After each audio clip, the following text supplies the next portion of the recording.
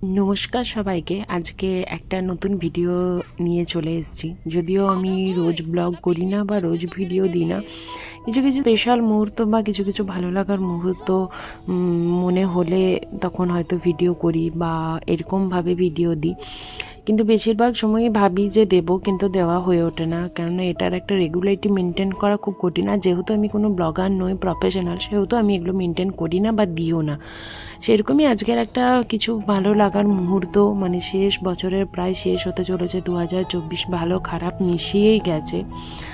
তাই মনে করলাম যে এই ভিডিওটা একটু দেওয়া দরকার বা একটু করে রাখা দরকার। যখন কখনো দেখবো যে কেমন কিভাবে ঘুরেছি বা কি করেছি, তখন ভালোই লাগে পুরনো জিনিসগুলো দেখতে। জাস্ট একটা মেমোরি করে রাখার জন্য এই ভিডিওটা। আজকে হচ্ছে 27শে ডিসেম্বর, বছর শেষ হতে, 2024 শেষ হতে আর 5 দিন মাত্র বাকি ছিল। তো ভাবলাম যে বিভিন্ন রকমের কথাবার্তা আলোচনা বিভিন্ন প্রসঙ্গের মাধ্যমে যখন ঠিক হলো চলো তাহলে বাড়ির কাছাকাছি কিছু কোনো একটা জায়গা ঘুরে আসা যাক, তো সেরকমই 27শে ডিসেম্বর আমার দিদি আর আমার বাবা গেছিলো পিকনিক করতে ব্যান্ডেলে। আমাদেরও যাওয়ার কথা ছিল, কিন্তু আসা যাওয়া মিলে 150-300 কিলোমিটার হওয়ার কারণে আমি যাইনি, আমার ছোট্ট বাচ্চাকে নিয়ে পড়ে। তার সঙ্গে মাও যায়নি, আমার বড় মাসি এসেছিলো, সেও যায়নি। তো ভাবলাম যে কোথায় যাওয়া যাক, তো তাই সবাই মিলে বেরিয়ে পড়েছিলাম বরন্তী গড়পঞ্চকোটের উদ্দেশ্যে 27শে ডিসেম্বর 2024 সালে। বেশ জম্পেশ করে ঘরে খাসির মাংস ভাত খেয়ে মোটামুটি আমরা বেরিয়ে পড়েছিলাম 1:30টার সময় বাড়ি থেকে। বরন্তী জায়গাটা একটা ছোট্ট জায়গা, পাহাড়ে ঘেরা, পুরুলিয়ার মধ্যে পড়ে, পুরুলিয়া ডিস্ট্রিক্টের মধ্যে পড়ে। তার সঙ্গে খুব সুন্দর একটা লেক আছে, এই যে ছোট্ট একটা টিলা, যেটা ভূগোলের বইয়ে আমি পড়েছিলাম, মোনার নক বলে এগুলোকে। তো যাই হোক, মানে অনেকবার ছবি দেখেছি ফেসবুকে, বিভিন্ন ট্রাভেল গ্রুপে বা অনেকের ভিডিওতে। তো সেই হিসেবে মাকে মাসিকে নিয়ে আর আমার এই ছোট্ট বাচ্চা মেয়েটিকে নিয়ে আর আমি আর আমার হাজব্যান্ড মিলে বেরিয়ে পড়েছিলাম বড়জোড়া থেকে গড়পঞ্চকোট আর বরন্তীর উদ্দেশ্যে। খুব সুন্দর লেগেছিল সেই সময়, ঠিক সূর্য অস্ত যাচ্ছিল, সূর্যাস্ত চলছিল বিকেলের সেই গোধূলি আলোতে। লেকের জলটাও খুব ভালো লাগছিল, তার সঙ্গে চারিদিক পাহাড়ে ঘেরা, সত্যিই খুব অতুলনীয় লাগছিল, বেশ ভালো লাগছিল।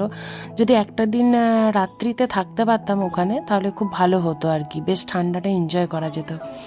এই বছর তো তেমন খুব একটা ঠান্ডা পড়েনি, তো তার জন্য বেশ ঠান্ডাটা এনজয় করা যেত। তো যাই হোক, আমরা রাত্রেবেলায় থাকিনি,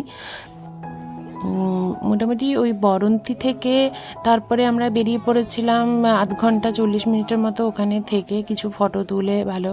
তারপরে আমরা বেরিয়ে পেয়েছিলাম ওখান থেকে 15-20 কিলোমিটার ধরে গড়পঞ্চকোটের উদ্দেশ্যে।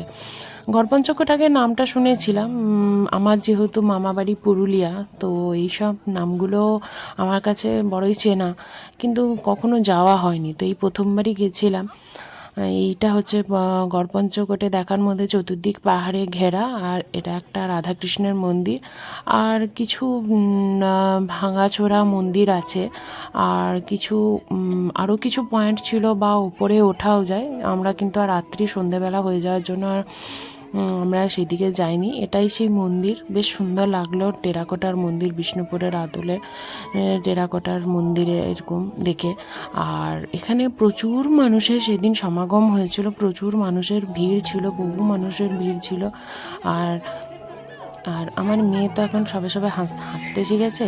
সেই কথাই আছে না যে দেখবেন সবে সবে সাইকেল চালাতে শিখলে বা সবে সবে গাড়ি চালাতে শিখলে তখন যা কিছু মনে হয়, একটা ছোট চকলেট আনতে যাব সেটাও গাড়ি চালিয়ে যাব বা সাইকেল চালিয়ে যাব। তো আমার মেয়েটাই কোলে কিন্তু এখন আর উঠবে না, ও হাঁটতে শিখে গেছে বলে ও মানে প্রচণ্ড হেঁটে বেরিয়েছে, পড়ে যাচ্ছে আর হচ্ছে।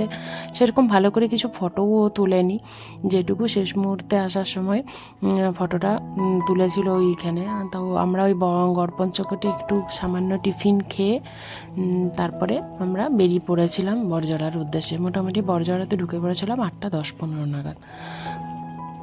আর এই যে এখন যে ভিডিওটা দেখছেন, এটা আমাদের বাড়ি থেকে একদম 20-25 কিলোমিটারের মধ্যে একটা খুব সুন্দর একটা ড্যাম আর ছোট্ট একটা পাহাড় আছে, সেটা হচ্ছে গাংদুয়া ড্যাম, অমরকাননের কাছে, গঙ্গাজলঘাটি অমরকাননের কাছে। আর সেখানেই আরেকটা পাহাড় আছে, সেটা হচ্ছে করড় পাহাড়। ওই করড় পাহাড়ের ওপরে একটা আশ্রম আছে এবং একটা মন্দির আছে, দুর্গা মন্দির আছে, বেশ সুন্দর। এটাই সেই আশ্রমের মধ্যে আমরা এখন ঢুকছি। ওই তার পরের দিনের ঘটনা এটা আর কি, 28 তারিখের। আর এইটা হচ্ছে খুব সুন্দর সেই আশ্রমটা, বেশ ভালোও লাগে। আর এখান থেকে পাহাড়ের ওপরে মোটামুটি 117 থেকে 119খানা সিঁড়ি উপরে উঠলে তারপরে ওই মন্দিরে যাওয়া যায়।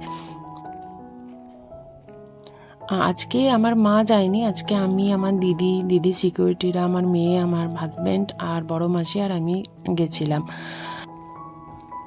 যদিও 117 থেকে 119খানা যে সিঁড়ি উঠে পড়ে একদম পাহাড়ের উপরে উঠে ওই মন্দিরের চূড়ায় উঠতে হয়, তো সেখানে আমার মাসিমণি উঠতে পারেনি, আমরাই উঠেছিলাম। আর এটাই হচ্ছে খুব সুন্দর বেশ পরিবেশটা। এটা হচ্ছে আশ্রম, ভেতরে অনেক গাছ আছে, বেশ ভালো, রাধাকৃষ্ণের মন্দিরও আছে, শিব মন্দির আছে, পরিবেশটা খুব সুন্দর। আর বেশ তখন বেশ অন্ধকার হয়ে আসছিল, আর ঠান্ডা ঠান্ডা ওয়েদারটাও ছিল, তো ভালো লাগছিল। এইরকমভাবে টোটাল 117খানা সিঁড়ি আছে। তবে সিঁড়িতে উঠতে কিন্তু খুব একটা কষ্ট হবে না, খুব ছোট ছোট স্টেপের সিঁড়িগুলো, কিন্তু বেশ লম্বা আর কি, মানে দৈর্ঘ্যে অনেক বড় আর কি সিঁড়িগুলো, তাই কিন্তু খুব একটা উঠতে কিন্তু কষ্ট হবে না। আমি বড়জোড়ার মেয়ে হওয়া সত্ত্বেও আমি কিন্তু এই আমাদের বাড়ির কাছে একদম 20-30 কিলোমিটারের মধ্যেই যে এই জায়গাটা আছে করর পাড়, খুব বেশিবার যায়নি। আমার কিন্তু এই নিয়ে দুবার যাওয়া, আগে একবার গেছিলাম আর এই প্রথমবার, এই দ্বিতীয়বার। তো আমার হাজব্যান্ড তো দেখেনি, তো ভাবলাম আজকে আর ঘরে বসে থেকে কি হবে, তো চলো ওই বাড়ির কাছাকাছি জায়গা দুটোই দেখে নাও তুমি, তোমার ভালোই লাগবে। আর একদম 117খানা সিঁড়ি পার করে আমরা একদম মন্দিরের চূড়ায় চলে এসেছি। জায়গাটা কিন্তু খুব সুন্দর, গিয়ে যদি 10-15 মিনিট বা আধ ঘন্টা 1 ঘন্টা বসে থাকা যায়, খুবই ভালো লাগবে।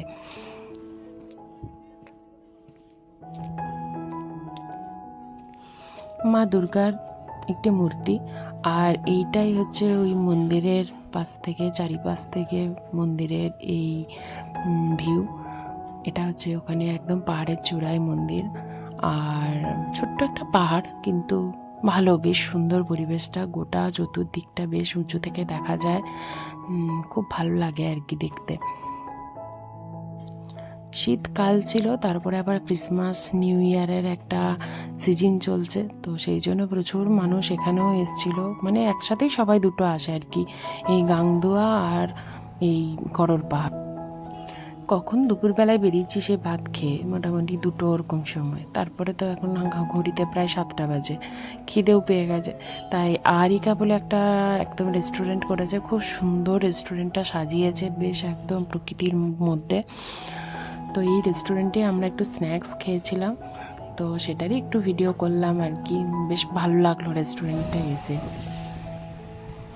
27-28 তারিখ তো আমাদের পেরিয়ে গেল, এবার 29 তারিখ কী করব, বেরোবো না করেও আজকেও সেই শেষ মুহূর্তে ঠিক হলো, চলো তাহলে খাওয়া দাওয়া করে 2টোর সময় বেরোনো যাক মাইথনের উদ্দেশ্যে। আমরা বেশ 2টোর সময় বেরিয়ে পড়েছিলাম মাইথনের উদ্দেশ্যে, আর 3টে 10-15 নাগাদ আমরা প্রায় পৌঁছে গেছিলাম মাইথনে। আর সেই দিন এত মানুষের ভিড় ছিল, 29 তারিখ ছিল, তো এত মানুষের ভিড় ছিল, মানে প্রচুর মানুষের ভিড় আর কি। সেই দিন এত মানুষ পিকনিক করতে এসছে, এমনি মানুষও ঘুরতে এসছে, মানে ভালো রকমের যানজট লেগে পড়েছিল।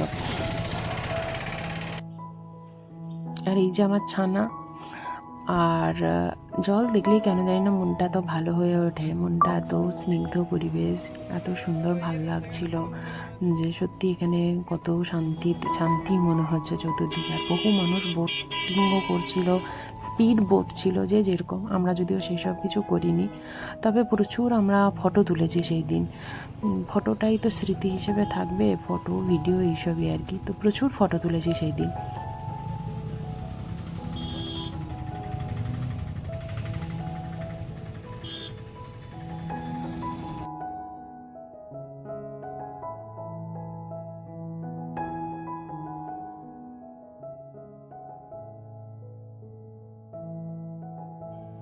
আমার মেয়ে প্রতিবারই গাড়িতে ঘুমিয়ে যেত বাড়ি থেকে বেরোনোর সাথে সাথে, আর ঘুম থেকে উঠেই দেখতো যে নতুন নতুন জায়গায় এসেছি। এটা কিন্তু ওর ক্ষেত্রে একটা বেশ মজার ছিল। আর ওই যে বললাম ও সবে সবে হাঁটতে শিখেছে, তো সব জায়গায় ও নেমে যেতে চাইছে আর বলছে হাঁটবো, কিন্তু রাস্তাঘাটে এত ট্রাফিক ছিল, মানে এত গাড়ি, লোকজন, মোটরসাইকেল ছিল, তো ওকে ছাড়তেও পারছিলাম না, ভয়ও লাগছিল একটুতেই যদি বিপদ হয়ে যায় কিছু আর কি। যাই হোক, জল কই বেটি, জলটা কোথায় গো? ওইটা জল। তুমি নামবে, তুমি নামবে, নেমে কি করবে গো? তুমি জলটা কই দেখি দাও। ওইটা জল। আর পাখিগুলো কই? আমরা সেদিন প্রায় ঘন্টা 2-2.5 মাইথনে কাটিয়েছি।